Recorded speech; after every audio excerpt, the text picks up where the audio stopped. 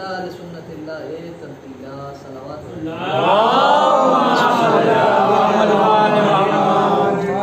حضرات سامعین گرامی قدر، جیسا کہ آپ حضرات کے علم میں ہے کہ اس مختصر سی مجلس اعزا کو منعقد کیا گیا ہے بعنوان اصال ثواب، اور یہ مرحومہ سرجہاں صاحبہ کی 40ویں کے عنوان سے یہ مجلس منعقد ہوئی ہے، اور ظاہر ہے کہ اس بات کو بھی آپ حضرات بخوبی جانتے ہیں کہ ہمارے ہاں یہ رسم ہے اور رواج ہے، اور یہی ہمارے یہاں طریقہ کار ہے کہ ہم اپنے غم کو غم آل محمد علیہ السلام سے ضم کرتے ہیں، اور اپنے جو دنیا سے رخصت ہوتے ہیں ان کے ذکر کو ہم اہل بیت علیہ السلام کے ذکر کے ذریعہ میں ضم کر دیتے ہیں تاکہ ہمارے اپنوں کے ذکر کو بقا مل جائے۔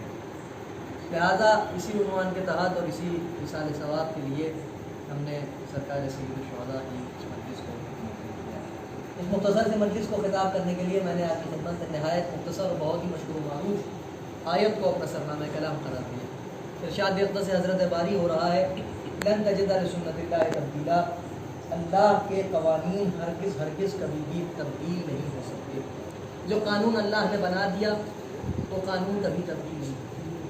عموماً ہم نے یہ دیکھا ہے قانون کے جو معاملات ہوتے ہیں وہ یہ ہوتے ہیں کہ حال، ماضی، استقبال پر قانون کے معاملات تبدیل ہوتے رہتے ہیں۔ ماضی میں قانون کچھ تھا، حال میں قانون کچھ ہے، استقبال میں قانون تبدیل ہو جاتا ہے۔ اس کا مطلب یہ ہے کہ قوانین کا مقدر یہ ہے کہ ان میں تغیر و تبدل پایا جاتا ہے۔ اللہ نے اس قانون کو اس لیے اپنے لیے نہیں رکھا کیونکہ وہ حال، ماضی، استقبال تینوں زمانوں کا وہ خالق ہے، لہذا اس کے لیے نہ حال ہے، نہ ماضی ہے، نہ استقبال ہے۔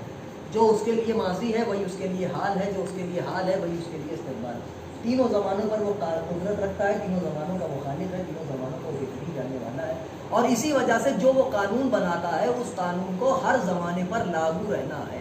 اسی لیے اس نے اعلان کر دیا کہ ہر چیز بدل جائے گی، ہر بات میں تغیر و تبدل پایا جائے گا، مگر لن تجد لسنت اللہ تبدیلا، اللہ کا بنایا ہوا قانون کبھی تبدیل نہیں ہوتا۔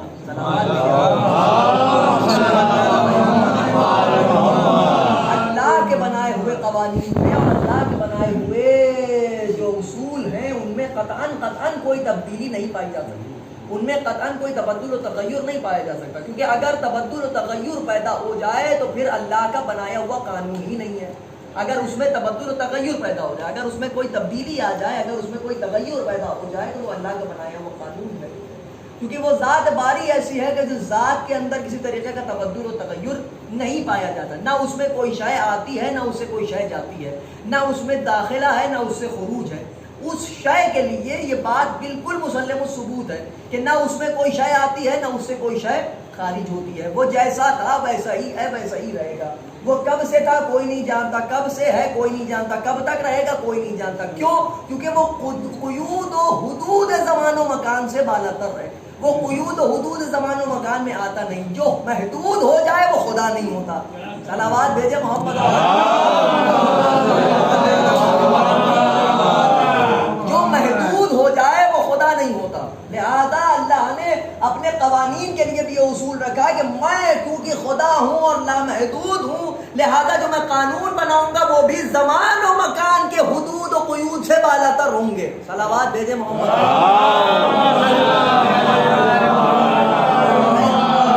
لہذا اس نے یہ قانون بنا دیا کہ سب سے اس نے قانون کے لیے یہ قانون بنا دیا کہ اس میں کبھی کوئی تبدیلی نہیں پیدا ہوگی، کبھی تغیر نہیں پیدا ہوگا۔ جو اس کا قانون پہلے تھا وہی اس کا قانون آج ہے، وہی اس کا قانون قیامت تک رہے گا۔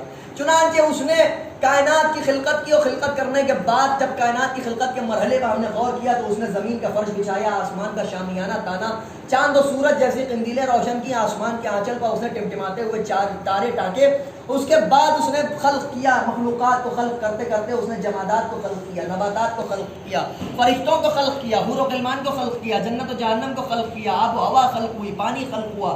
تمام تر مخلوقات کی خلقت کے بعد اللہ نے اس زمین پر 2 مخلوقات کو بھیجا، جن 2 مخلوقات کی خلقت کیا کہتے ہیں کہ جن میں سے ایک مخلوق کا نام تھا اجنہ اور دوسری مخلوق کا نام تھا نسناس۔ اجنہ جن کو ہم جن کہتے ہیں، نسناس وہ قوم ہے کہ جو دنیا کی صفحہ ہستی سے مٹ چکی ہے۔ یہ 2 قومیں زمین پر پائی جاتی تھی، اچھا ان دونوں قوموں میں ہوتا کیا تھا؟ ان دونوں قوموں میں ہوتا یہ تھا کہ یہ دونوں قومیں زمین پر حکومت کرنے کے لیے لڑائی کیا کرتی تھی۔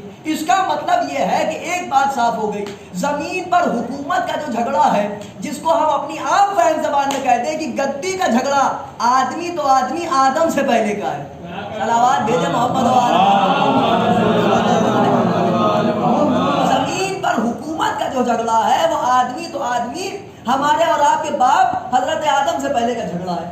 اس جھگڑے کو مد نظر رکھتے ہوئے اس قدر خون ریزی ہوئی زمین پر، اس قدر خون بہایا گیا زمین پر کہ اللہ نے فی الفور ایک قوم کو تہوبالا کر دیا، تباہ و برباد کر دیا، صفحہ ہستی سے مٹا دیا، یعنی قوم نسناس، جن کو بہت سے مفسرین نے اور بہت سے صاحبان علم و فہم و ذکا نے، بہت سے لوگوں نے کہا ہے کہ صاحب جو ایک قوم دنیا کی صفحہ ہستی سے جو مٹ چکی ہے، جو انسان سے قبل تھی، وہ ایک ہی قوم کہی جاتی ہے، وہ کہی جاتی ہے ڈائناسور کی قوم۔ اس قوم کو کہا جاتا ہے صاحب کہ یہ قوم ہو سکتا ہے احتمالاً، ایک شبہ ظاہر کیا جاتا ہے کہ یہ قوم نسناس ہو سکتی ہے۔ کیوں؟ کیونکہ ان کی تاریخ ایسی رہی ہے کہ انہوں نے زمین پر حد سے زیادہ خوریزی کی ہے، چھوٹے نے بڑے کو قتل کر دیا، بڑے نے اس سے بڑے کو قتل کر دیا، اس انداز سے حد سے زیادہ خوریزی ہوئی، لہذا یہ صفحہ ہستی سے مٹ گئے۔ کبھی آپ غور کریں، نسناس تو صفحہ ہستی سے مٹ گئے، اجنہ کیوں بچ گئے؟ جب ہم نے جا کے کتب تفاسیر کا مطالعہ کیا اور تواریخ کا مطالعہ کیا تو ہمیں معلوم ہوا کہ اجنہ اس لیے بچ گئے کیونکہ ان میں سے ایک جن تھا جس کا نام تاریخ نے لکھا ہے عزازیل۔ یہ جن کرتا کیا تھا؟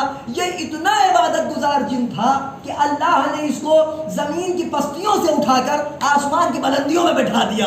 اور کر رہے ہیں آپ ذرا، اس نے اللہ نے اس مخلوق کو، یعنی یہ جو جن تھا جس کا نام عزازیل لکھا گیا، اس کو زمین کی پستیوں سے اٹھایا، آسمان کی بلندیوں پر بٹھا دیا۔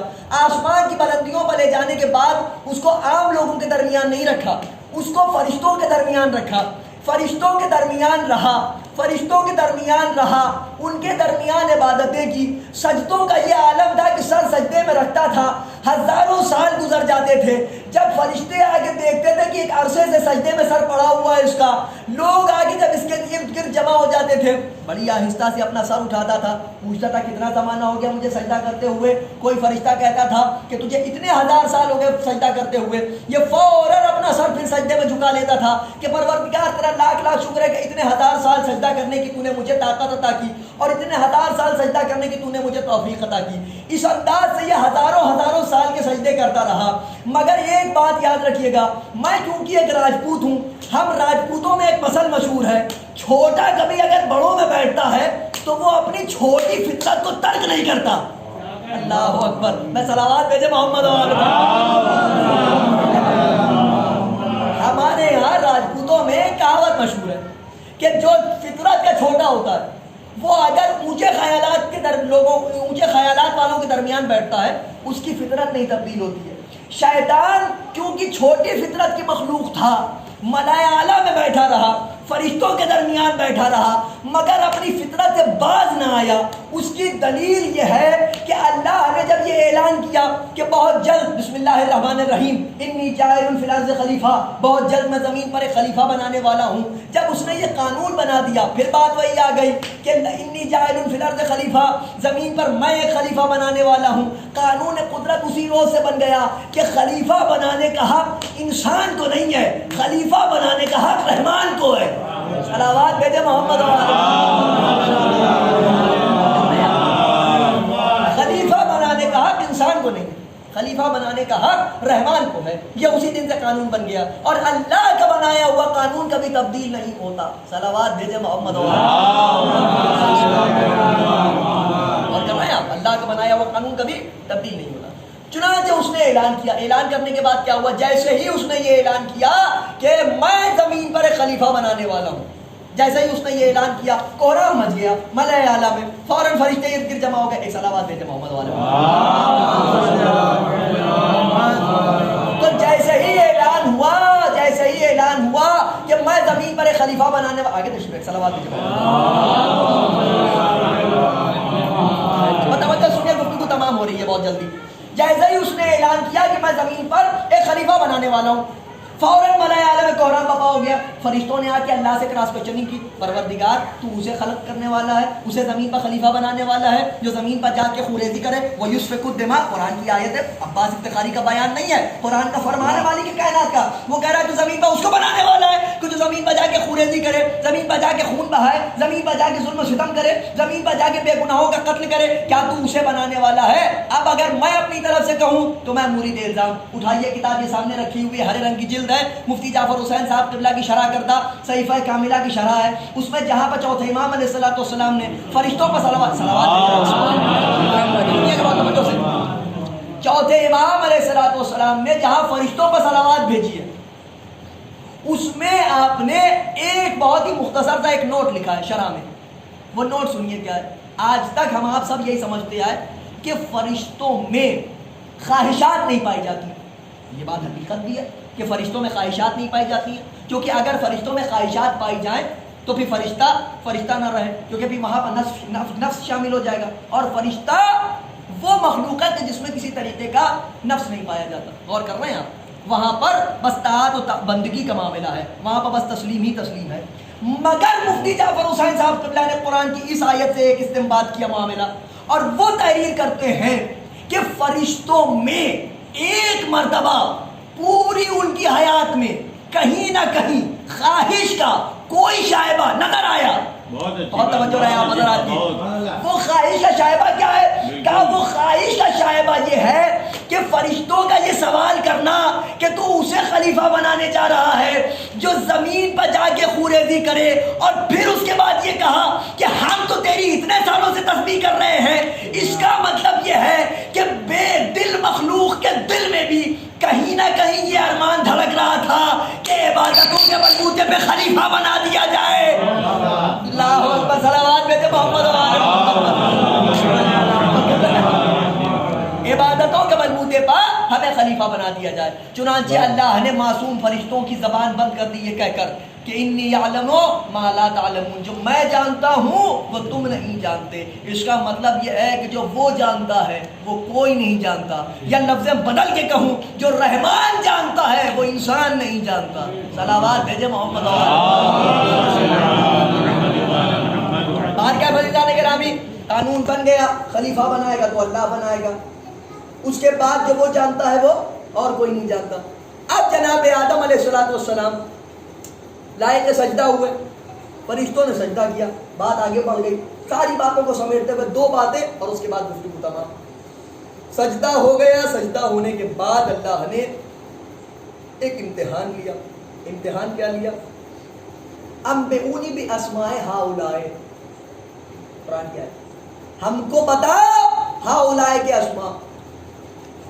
اچھا، اگر یہ مان لیا جائے کہ جناب آدم کو اللہ نے بتا دیا تھا کہ کون کون ہے تو اس کی عدل کے خلاف ہے. فرشتوں کو بتایا نہیں، آدم کو بتا دیا. فرشتے کہہ رہے ہیں سبحانک لا علم لنا الا ما علمتنا، کہ جو تو نے ہم کو بتا دیا ہمیں اتنا ہی معلوم ہے. اس کا مطلب یہ ہے کہ قانون قدرت یہ ہے کہ جو وہ جس کو بتا دے وہی اتنا اسے معلوم رہے گا. آدم کو بھی اس نے وہی بتایا، فرشتوں کو بھی اس نے وہی بتایا. کیا بتایا؟ معصومین کی تفاسیر آپ جا کے غور کریں. تفاسیر اہل بیت علیہ السلام میں جو اخذ ہوتا ہے معاملہ وہ یہ ہوتا ہے کہ اللہ نے امتحان سے پہلے کیا کیا؟ کچھ انوار دکھائے، اور انوار دکھانے کے بعد کچھ نام دکھائے. اب پوچھا انبئونی باسماء ہؤلاء، ہم کو ان کے نام بتاؤ، کون سا نور کس کا ہے. فرشتوں نے یہ کہہ کے اپنے آپ کو سرنڈر کر دیا، سبحانک لا علم لنا الا ما علمتنا، ہمیں جو تو نے بتا دیا ہمیں وہی پتا ہے. مگر آدم کو کیوں لائق سجدہ قرار دیا اللہ نے؟ اس کی وجہ یہ ہے کہ آدم نے انوار کی عظمت و جلالت کو دیکھا، اسماء کی عظمت و جلالت کو دیکھا، جس میں جو صفت نظر آئی اسے اس نام سے پکار لیا. اللہ اکبر، صلوات بھیجے محمد و آل محمد. اب جب جناب آدم نے بتانا شروع کیا تو فرمایا اللہم انت المحمود وہذا محمد، انت الاعلی وہذا علی، انت فاطر السماوات والارض وہذہ فاطمۃ الزہراء سلام اللہ علیہا، انت الحسن وہذا انت المحسن وہذا الحسن، انت قدیم الاحسان وہذا حسین علیہ السلام. جیسے ہی جناب آدم علیہ السلام نے فرشتوں کا نام بتایا، جیسے ہی جناب آدم علیہ السلام نے انوار کی اسماء مبارک بیان کیے اور سرکار سید الشہداء کا نام آیا، فوراً جناب آدم علیہ السلام کی آنکھوں میں آنسو آ گئے. اور آنسو آئے تو فوراً جناب آدم نے کہا پروردگار یہ کیسا نام ہے کہ اس کو لیتے ہی میری آنکھ میں آنسو آ گئے. اللہ نے کہا آدم اب آپ نے نام بتا دیے حسین پر، حسین کا نام سن کے، حسین کا نام لے کے آپ کی آنکھوں میں آنسو آ گئے، اب آپ داخل جنت ہو جائیں. اور کر رہے ہیں آپ، یعنی پہلے قانون یہ بنا کہ جنت میں جائے گا وہ جو حسین پر آنسو بہائے. اب چھٹے امام نے فرمایا من بکا علی الحسین او ابکا او تباکا فوجبت له الجنہ، جو حسین پر روئے، حسین پر رلائے یا رونے والے جیسی صورت بنائے، میں جعفر صادق ہو کے گواہی دیتا ہوں کہ اس پر جنت واجب ہے. صلوات بھیجے محمد. یعنی ہمارا دعویٰ نہیں ہے کہ ہم جنت میں جائیں گے، معصوم کا وعدہ ہے کہ ہم جنت میں جائیں گے. اس کا مطلب یہ نہیں ہے کہ انسان اعمال سے اپنے آپ کو پرے سمجھ لے، انسان یہ سمجھ لے کہ اعمال سے ہم مبرہ و منزہ ہیں. نہیں، یاد رکھے کہ اعمال کی بجا آوری ہم پر فرض ہے اور واجب ہے، ضروری ہے ہمارے لیے کہ ہم، مگر بہرحال انسان ہے، خطائیں ہم سے ہوا کرتی ہیں، اس کی انسان کو توبہ و مغفرت بھی کرتے رہنا چاہیے. کیونکہ یہ مجلس بعنوان اصال ثواب، لہٰذا یہ باتیں عرض کرنا ضروری ہے. یاد رکھیے گا عزیزان گرامی کہ کب کس کی زندگی کا کھٹکا بند ہو جائے کوئی بھروسہ نہیں. چلتے چلتے انسان گر جائے، دل کی دھڑکن رک جائے، سانس مدھم پڑ جائے، آنکھوں سے روشنی چلی جائے، آنکھیں پتھرا جائیں، انسان کے تمام اوسان خطا ہو جائیں، کوئی بھروسہ نہیں ہے انسان کی زندگی کا. لہذا ہمتن انسان کو تیاری رکھنا چاہیے کہ اسے اپنے مالک حقیقی کی بارگاہ میں جانا ہے. آخری جملہ اور گفتگو تمام. جنت میں جانے کا پہلا قانون یہ بنا کہ جو حسین ابن علی علیہ السلام کا نام سن کر رو دے گا اسے جنت میں داخل کر دیا جائے گا. یہ بنا پہلا قانون. دوسرا قانون سنیے، دوسرا قانون یہ بنا کہ جیسے ہی جناب آدم علیہ السلام جنت جانے لگے ویسے ہی جناب آدم سے اللہ نے کہا کہ تم اپنی زوجہ حوا کو بھی اپنے ساتھ لے جاؤ. بھائی میرا سوال یہ ہے کہ آپ مجھے کسی جھوٹی سے جھوٹی روایت میں دکھا دیں کہ اللہ نے جناب حوا کو بھی سجدہ کروایا ہو، یا جناب حوا سے بھی کہا ہو کہ تم ان ناموں کا علم بتا دو، یا جناب حوا کے لیے کہا ہو کہ بھائی ہم نے آپ کو منصب خلافت عطا کیا. نہ اللہ نے جناب حوا کو منصب خلافت عطا کیا، نہ جناب حوا کے سامنے فرشتوں نے سجدہ کیا، نہ جناب حوا سلام اللہ علیہ نے امتحان میں حصہ لیا. پھر اس کے بعد کیوں اللہ نے جناب آدم کے ساتھ جنت میں بھیج دیا؟ تو کہا اللہ نے اپنے ساتھ نہیں بھیجا، اللہ نے خود نہیں بھیجا، اللہ نے آدم سے کہا کہ تم اپنے ساتھ لے جاؤ، تم اپنے ساتھ لے جاؤ، تم اپنے ساتھ لے جاؤ. اس کا مطلب یہ ہوا کہ حسین تو حسین کے عزادار سے بھی اگر کسی کو نسبت ہو جائے تو وہ بھی داخل جنت ہوگا. اور کر رہے ہیں آپ، اعمال و افعال کی جزا اپنی جگہ، مگر حسین ابن علی علیہ السلام پر رونے کی جزا اپنی جگہ. شاید اسی لیے محسن نقوی شہید اللہ مقام نے کہا تھا کہ روز محشر ہوگا، حشر کا ہنگام ہوگا، جناب سیدہ کی سواری ہوگی، چاہنے والوں کا ہجوم ہوگا، ایک منادی ندا دے گا کرتا سے شفاعت کی سوا اور بھی کچھ مانگ، محشر میں مودت کی جزا اور بھی کچھ مانگ، جنت مجھے دے دی تو صدا غیب سے آئی، شبیر کے ماتم کا صلہ اور بھی کچھ مانگ. صلوات بھیجے محمد. اور دیدان گرامی بس یہ یاد رکھیے گا کہ حسین حسین، علی علی حیات ماں، حسین حسین نجات ماں. علی علی ہماری حیات ہے، حسین حسین ہماری نجات. بس جو ان زوات مقدسہ کی اسماء مبارک سے اور ان زوات مقدسہ سے جو منسلک ہے رہے گا روز محشر وہی کامیاب و کامران رہے گا. اس کے علاوہ لوگ یہ طے کر لیں کہ انہیں کس کے ساتھ کرنا ہے. اللہ نے قانون بنا دیا ہے اور اس کے قوانین میں کوئی تبدیلی نہیں پیدا ہونے والی. اس نے صاف صاف کہہ دیا ہے کہ ہم تم کو روز محشر تمہارے امام کے ساتھ بلائیں گے. یوم ندعو کل اناس بامامہم، ہم تمہارے امام کے ساتھ بلائیں گے. جس کو اپنا امام بنایا ہوگا وہ روز محشر اسی کے ساتھ مشہور ہوگا. ہمیں جتنا بھی ہم شکر کا سجدہ ادا کریں کہ ہم ایسی زوات مقدسہ سے منسوب ہیں اور ایسی زوات مقدسہ سے منسلک ہیں کہ ہم فخر کے ساتھ کہہ سکتے ہیں کہ روز محشر بہرحال اعمال ہمارے بہت قلیل ہیں، کچھ نہیں ہے دامن اعمال میں ہمارے، مگر میرے مولا تجھے چاہا.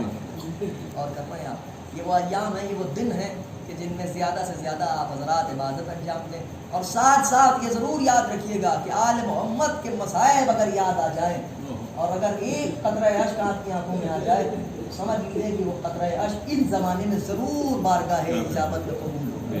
کیونکہ یہ وہ زمانہ ہے کہ جس زمانے میں عبادات کی قبولیت حد سے زیادہ ہوتی ہے.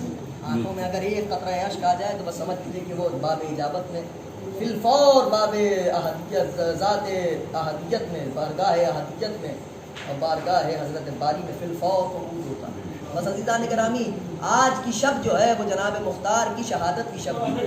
کون مختار؟ وہ مختار کی جو منتقم ہے خون حسینی ہے۔ عزیزوں یاد رکھیے گا کہ جناب مختار علیہ السلام کے متعلق جو شبہات پیدا کیے جاتے ہیں اور جو یہ کہا جاتا ہے کہ نعوذ باللہ امام معصوم جناب مختار سے راضی و خوش ہو، یہ غلط بات ہے۔ جناب مختار کے لیے ہمارے آپ کے چوتھے امام نے دعا کی ہے کہ اللہ مختار کو سلامت رکھے کہ اس نے ہم اہل بیت کے دکھے ہوئے دلوں۔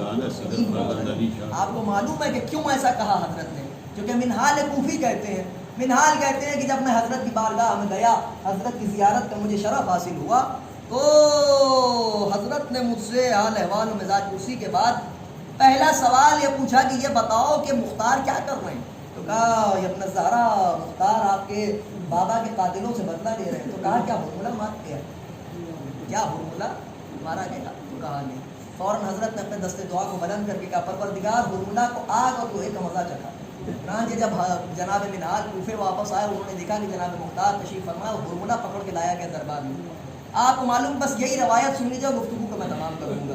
یہی ان مرحومہ کے لیے ایصال ثواب ہو جائے گا، اور یہی ان مرحومہ کے لیے بہترین ایصال ثواب کا ذریعہ ہوگا اگر اس روایت کو آپ حضرات سن کے جب جب یاد کیجیے گا تب تب روئیے گا۔ کیونکہ خدا کی قسم جناب علی اصغر کی اپنی مصیبت اپنی جگہ، جناب سکینہ بنت الحسین کی مصیبت اپنی جگہ، مگر اس ماں کا مرتبہ سوچئے کہ جس کے 2 بچے اس کی آنکھوں کے سامنے مر گئے۔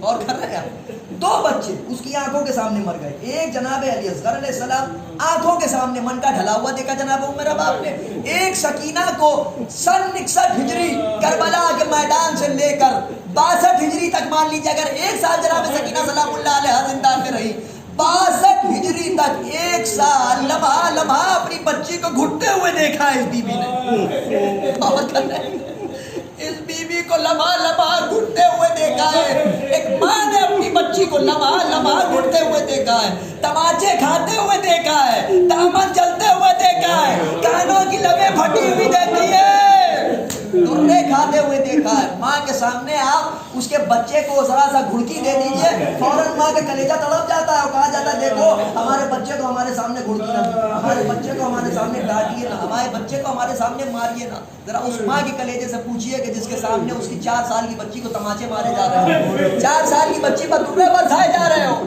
4 سال کی بچی کے دامن میں آگ لگی ہو، مگر پابند رسن ہو۔ اور کر رہے ہیں آپ تو جناب مختار کے دربار میں ہرملہ ملول پکڑ کے لایا گیا۔ یہ آیا تو جناب مختار کا ایک اصول تھا کہ وہ فوراً پوچھتا تھا کہ یہ بتا کہ تو نے کیا ظلم کیا کس کے ساتھ۔ تو جب ہرملہ پکڑ کے لایا گیا تو ہرملہ نے کہا کہ میں نے جو ظلم کیا ہے مختار تو وہ سن کے برداشت نہیں کر سکے۔ کہا بتا تو نے کیا ظلم کیا ہے؟ کہا سنو، میں 7 تیر لے کے چلا تھا اپنی کمان میں، ان 7 تیروں میں نے 3 تیر کربلا میں استعمال کیے، 4 تیر ادھر ادھر ہو گئے۔ کہا پہلا تیر تو نے کب استعمال کیا؟ کہا سنو پہلا تیر کب استعمال کیا؟ پہلا تیر میں نے تب استعمال کیا جب عباس دریا سے مشک بھر کے نکلے، دریا سے مشک بھر کے نکلے اور خیمے کی طرف جا رہے تھے۔ خدا لعنت کرے عمر سعد ملعون پر، اس نے فوراً صدا بلند کی کہ اگر پانی خیموں تک چلا گیا بنی ہاشم سے لڑنا محال ہو جائے گا۔ میں نے فوراً قلعہ کمان میں تیر جوڑا، اب جو میں نے تیر چلایا وہ تیر مشکیزے کو چھیدتا ہوا عباس کے دل میں پیوست ہو گیا۔ کر رہے ہیں عباس کے دل کے خون کے ساتھ مشکیزے کا پانی زمین کربلا میں بہہ گیا۔ یہ پہلا تیر میں نے چلایا۔ دوسرا تیر کب چلایا؟ کہا دوسرا تیر میں نے تب چلایا جب حسین اپنے 6 ماہ کے بچے کو لیے ہوئے تھے۔ یہ وہ وقت ہے جب حسین نے آپ کو بڑا یاد کیا، جب وصیت کرنے کے لیے آئے تو یہی کہا تھا شیعتی مائن شربتم مات بن فذکرونی او سمیتم بغریب او شہید فندبونی لیتکو فی یوم عاشورا جمیعا تنظرونی کیف استسقی لطفل فابعون یرعونی۔ میرے شیعوں جب کبھی ٹھنڈا پانی پینا شرط وفا یہ ہے کہ میری پیاس یاد کر لینا، اور دیکھو اے کاش تم کربلا کے میدان میں ہوتے، تم ذرا میری غربت دیکھتے کہ میں کیسے 6 ماہ کے بچے کے لیے پانی مانگ رہا تھا، پانی تو نہ ملا، تیر چلا، بچہ میرے ہاتھوں پر ذبح ہو گیا۔ اور کر رہے ہیں آپ۔ چنانچہ ہرملہ کہتا ہے کہ جب میں نے چیلہ چلہ کمان میں تیر جوڑا اور تیر چلانا چاہتا تھا. جیسے ہی میں نے تیر چلانے کا میں نے نشانہ تاک کے تیر چلانا چاہا, میں نے دیکھا ایک سیاہ چادر میں نے دیکھا رسول آئے. رسول نے آگے کہا ہرملہ کیا کرتا ہے, 6 ماہ کے بچے کو مارے گا. میرے ہاتھ کانپنے لگے. پھر میں نے دوسری مرتبہ پھر تیر جوڑا, میں نے دیکھا علی مرتضیٰ میرے سامنے آ گئے. وہ کہہ رہے ہیں ہرملہ تیر چلائے گا بچے کے اوپر. اب جو میں نے تیسری مرتبہ چلہ کمان میں تیر جوڑا, ایک سیاہ برقع میں لپٹی ہوئی بیوی تھی, وہ کہہ رہی تھی ہرملہ میرا بچہ بہت چھوٹا ہے, میں نے تیر چلایا فانقلب الصبی الی یدی ابیک, بچہ باپ کے ہاتھوں میں پلٹ گیا. من الحزن الی الحزن, ایک پھل تیر کا بچے کے گلے پہ لگا, حسین کے بازو پہ. ایک پھل تیر کا جناب علی اصغر کے کانوں میں لگا. ایک پھل تیر کا حسین کے بازو میں اور بے بس ہو گیا. لیجئے صاحب حسین ابن علی علیہ السلام بچے کا لاشا لیے رہے. تیسرا تیر کب چلایا تو نے؟ ہرملہ کہتا ہے مختار نہ پوچھو تیسرا تیر کب چلایا. کہا نہیں تو بتا کہ تو نے تیسرا تیر کب چلایا. کہا میں نے دیکھا تیسرا تیر کب چلایا مختار, میں نے تیسرا تیر تب چلایا جب میں نے دیکھا حسین 1900 زخم کھا چکے تھے, رکاب میں پیر تھے, کانپ رہے تھے. حسین یہ کو تنہا جسم میں تھر تھری تھی, کسی صورت حسین زین سے زمین پر نہیں آ رہے تھے. عمر صاحب نے کہا ہرملہ ایک ایسا تیر چلا کہ جس سے زہرا کا لال زمین کربلا پر گر جائے. بس میں نے تیر کو کمان میں جوڑا. اب جو میں نے تیر چلایا وہ تیر حسین کے دل پر لگا. یاد رکھیے گا تیر کا جسم میں جانا آسان ہے, باہر نکلنا مشکل ہے. چاہا نکالوں نکل نہ سکا. امام نے اپنی ہتھیلی کو تیر پر رکھا, یا علی کہہ کے اب جو تیر پشت سے نکالا زہرا کا لال تھرا کے زمین پر گرا. شبر آگے بڑھا, گلے پر خنجر چلا. ایک بہن 70 قدم کے فاصلے سے دیکھ رہی تھی, فوراً مدینے کا رخ کر کے کہا واہ محمدہ واہ علیہ واہ جعفرہ واہ حمزہ ہذا حسین نرا مرمل بالدماء. میرے حسین کو دیکھ رہے ہو, خاک و خون میں غلطہ پڑا ہے. بہن کے سامنے بھائی کا گلا کٹ گیا, زمین کربلا متزلزل ہوئی, فرات کا پانی نیزو اچھلا. منادی نے ندا دی الا قتل الحسین بکربلا, الا گلشن زہرا سیعلم الذین ظلموا ایام القلب ينقلبون الا لعنۃ اللہ علی القوم الظالمین. انا للہ وانا الیہ راجعون. ردا بقضائہ وتسلیما لامرہ. اللهم لعن قتلة الحسین علیہ السلام واولادہ واصحابہ. اللهم ارزقنا زیارت قبر الحسین علیہ السلام فی الدنیا وشفاعتہ فی الآخرہ. اللهم ارزقنا شفاعت الزہراء سلام اللہ علیہا یوم الورود. ربنا تقبل منا انك انت السميع العليم واخر دعوانا الحمد لله رب العالمين. يا سريع الرضا اغفر لمن لا يملك الا الدعاء فانك فعال لما تشاء. يا من اسمه دواء وذكره شفاء وطاعته غنى. ارحم من راسه مال الحوادث وسلاحه يا سابع يا دافع يا نور المستوحشين في الظلم يا عالم لا يعلم صل على محمد وآل محمد. آپ حضرات سے بار دیگر گزارش ہے مرتبہ سورہ ہم اور 3 مرتبہ سورہ اخلاص کی تلاوت فرما کر مرحومہ افسر جہاں بنت ظہر خان کی روح کو اشارہ فرما دیں. صدقے محمد